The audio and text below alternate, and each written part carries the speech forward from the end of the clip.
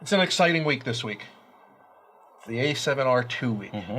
And one of the things that I really like about what's happening with the Sony lineup is the fact that third-party lens makers are beginning to take notice of the camera and make lenses. And the first one on board has been ZEISS. And I'm fortunate enough to have with me two Batis lenses. Not badass. Well, yes, could be badass. Unfortunately, they probably... I think they are badass. Yeah, they are pretty darn cool lenses. So in this hand, I have a 25 f2. Take off the lens cap. Oh, thank you. In this... That was off. In this hand, I have the 25 f2 Batis lens, and on the camera, I have the 85. Now, the beauty of this, and I'll let you hold this in a second because I know you're dying to touch it and play with it, is first off, it's the whole design here is so smooth. If you look at either one of the lenses, there's none of that recessed, outcropping. Everything is, kind of like rocket streamlined, smooth, right down to the way the lens cap sits on the camera. There is no knurled knob. It's a soft rubber knob. And what's really unique is there's a little... Right, there's an OLED. OLED showing you where you're focused and your depth of field. And, of course, your depth of field will vary as you change the aperture. Correct. Now, I should mention that this only works in manual. Right. But if you can get a shot of the screen, you can see how fast it delivers. And, of course, if you change the f-stop. So if I went to 4 or 5, for example, you can see it immediately shows the 4x5. Now, I don't know about you.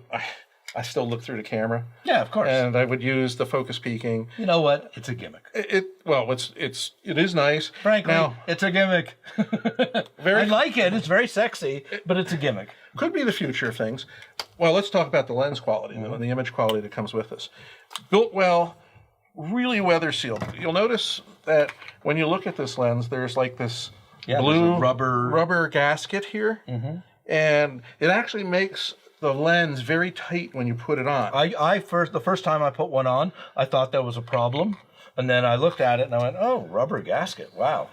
So that's very cool. So I've shot with this. It's a very good lens, but almost all the lenses we're seeing out there are pretty good. What we've done for you is we've done some tests with these two lenses, with a number of other lenses, and there'll be available files in the article that you can download so that if you'd like to, you can just put them on your own computer and make your own comparison. Right. We're finding they're good from corner to center, and especially when you go down to 5, 6, f8, normal operating range, these things are beautiful. They're fast, they're weather sealed, and they're just one more lens lineup here, and ZEISS is coming on board to do some really cool stuff. If you like, well, first of all, let's say this. These are not the same as Otis lenses. No. These are not $5,000 primes. These are $1,200 primes, and they're from ZEISS, and they're made in Japan by ZEISS from some OEM. So don't expect these to be Otis. No. But on the other hand, they are right up there with the best lenses of their focal lengths. And one of the things I think is very interesting, and we need to talk to ZEISS, why is this 25 millimeter? Not 24. Yes. I mean, there's really no difference. When we were doing our tests, I thought, all right, I'll match it up. The difference between 25 and 24 is immaterial. But I think that's just a little bit. We'll make it 25. Whatever reason, it is ZEISS. They have always been known to make great lenses. I have friends that only work with ZEISS primes. If you're moving over to the Sony and you're looking for things and you want a good prime, this lens is certainly, I think, the beginning, or these two lenses are certainly the beginning of maybe it. Well, they're really light. They're very light. And that, to me, I've got a trip to Europe coming up in September, and I'm thinking that the A7R2, without the grip and without, just the camera body, which makes it as small as any mirrorless camera, these two lenses, plus the Sony 50mm 1.8, which is one of the world's great lenses. If you look at DxO, it's just below the Otis lenses in terms of image quality.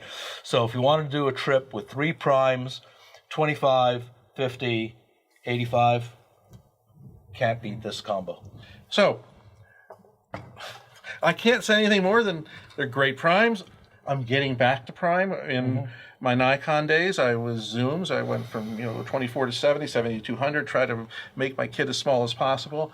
But now, since I've gone to the Sony side of things, I'm building up my primes. I've got the 90, I've got the 35, I've got the two Batises, the 50. It's No, it's a fun. good setup. Yeah. So anyway, I would highly recommend these.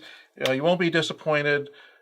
If you're into the good prime, and especially one that is very unique in design and feels good to operate, then this is it. Great image quality, and they are badass. Batis. We'll see you on the Luminous-Landscape.